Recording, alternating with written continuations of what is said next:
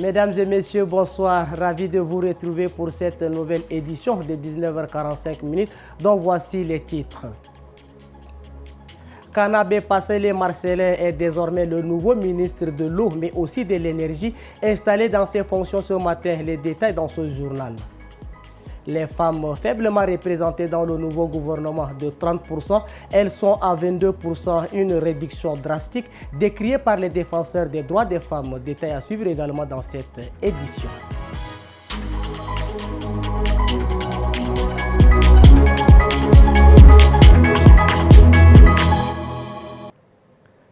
Comme annoncé dans les titres, reconduit dans ses fonctions, dans le nouveau gouvernement, le ministre de l'eau, Kanabé Passale Marcelin, a été installé ce 29 mai par le ministre secrétaire général adjoint du gouvernement, Saleh Bourma. En plus de l'eau, il s'occupera aussi de l'énergie dans les pôles et royaumes Krios.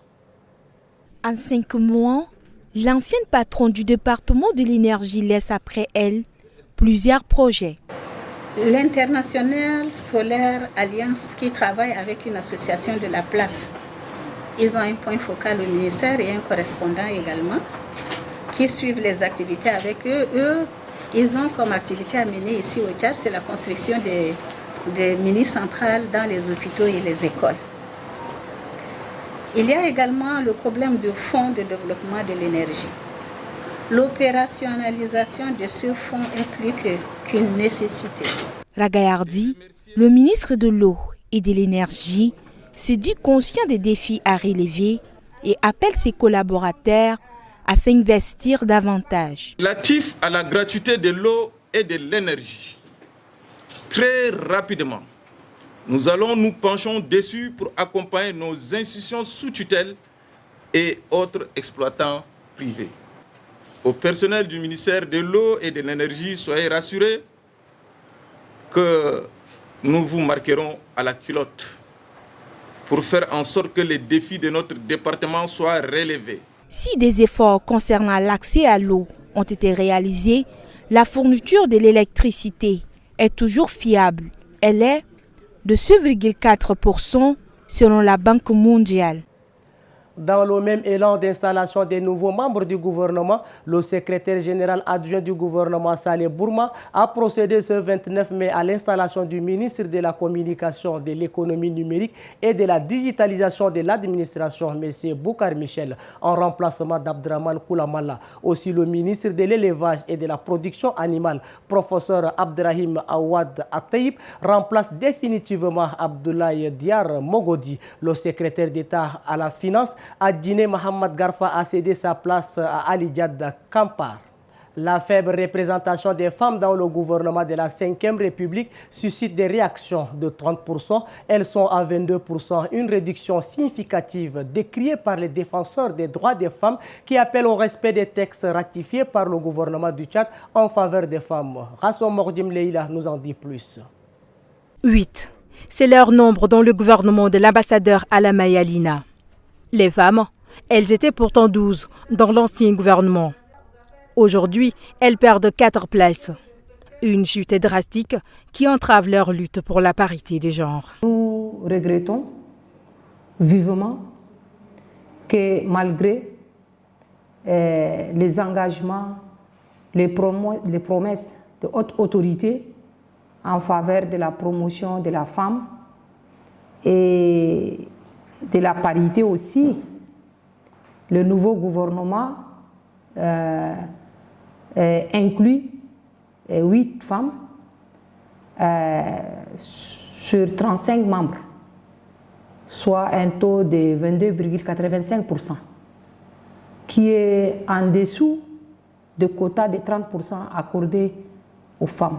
Au Tchad, la parité des genres dans la nomination à des postes de responsabilité n'a jamais été atteinte. Les femmes restent toujours moins représentées au plus haut sommet de l'État. En Afrique, le nombre de personnes exécutées a triplé selon un rapport de l'Amnesty International. Dans la province du Lac-Tchad, la force multinationale mixte s'associe au Bureau des Nations Unies pour la coordination des affaires humanitaires OCHA pour renforcer le soutien humanitaire, constitue l'actualité en bref du jour, traité par Ghislaine Alataoum. L'état de la peine de mort dans le monde, Amnesty International révèle qu'en Afrique, les exécutions ont triplé, mais ne concernent qu'un seul pays.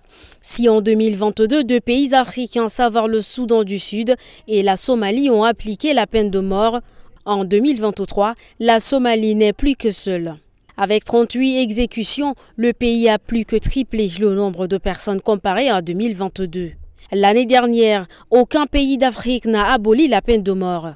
Toutefois, des textes adoptés au Ghana, au Libéria et au Zimbabwe laissent penser à des progrès allant dans ce sens. Des chiffres en augmentation de 70% atteignant 494. Le Nigeria seul connaît un boom, passant de 77 à 246. Ces données sont à prendre avec des pincettes, relativise Amnesty International. Dans le monde, les exécutions ont atteint leur plus haut niveau depuis 2015. La force multinationale mixte FMM et le Bureau des Nations Unies pour la coordination des affaires humanitaires, OCHA, sont sur le point de renforcer leur partenariat pour améliorer l'action humanitaire dans la région du lac Tchad. Cette collaboration a été annoncée par le commandant de la force de la MNJTF, le général-major Ibrahim Salo Ali, lors de la visite du chef du bureau d'OCHA au Tchad, Dieudonné Bamouni, le 28 mars 2024, au quartier général de la FMM. Bamouni a reconnu les progrès réalisés par la FMM dans la stabilisation de la région. Il décrit les activités en cours d'OCHA au Tchad pour apporter un soutien aux populations touchées et souligne l'importance des efforts de collaboration pour favoriser la paix et la stabilité à long terme. Des djihadistes ont tué environ 30 pêcheurs dans le nord-est du Nigeria en représailles à des bombardements de l'armée qui avaient tué nombre de leurs combattants. Les sources qui ont rapporté ces informations le mardi 28 mai 2024 indiquent que des combattants liés à l'État islamique en Afrique de l'Ouest ont pris d'assaut des îles du côté nigérien du lac Tchad, dans l'État de Borno, et rassemblé des pêcheurs qu'ils ont ensuite abattus à bout portant. Elle souligne également que les assaillants ont rejoint 3 îles en nord-bord et demandé aux pêcheurs de se regrouper avant d'ouvrir le feu dans leur direction, selon la version d'Ibrahim Lima, dirigeant d'une milice. Ils ont tué de nombreuses personnes et ont poursuivi ceux qui tentaient de s'enfuir pour les abattre, a-t-il relaté. Il s'est tenu ce mardi une plénière au Palais de la Démocratie. Pendant cette plénière, 2 nominations sont connues. De qui s'agit-il? Bekoutou Junior et Boyom Krios nous font le point. À l'issue de cette plénière dirigée par le premier vice-président du Conseil national de transition Ali Kouloutou Tchaimi, 2 nominations sont tombées. Djida Mamar Mahamad est nommé Kester en remplacement de Mahamad Tana Badji et Awatif Ousmane Ali est nommé président du groupe parlementaire MPS. L'occasion pour Ali Kouloutou Tchaimi d'appeler les promus à plus d'assiduité.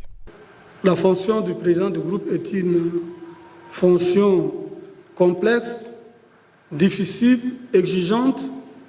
Je vous conseille de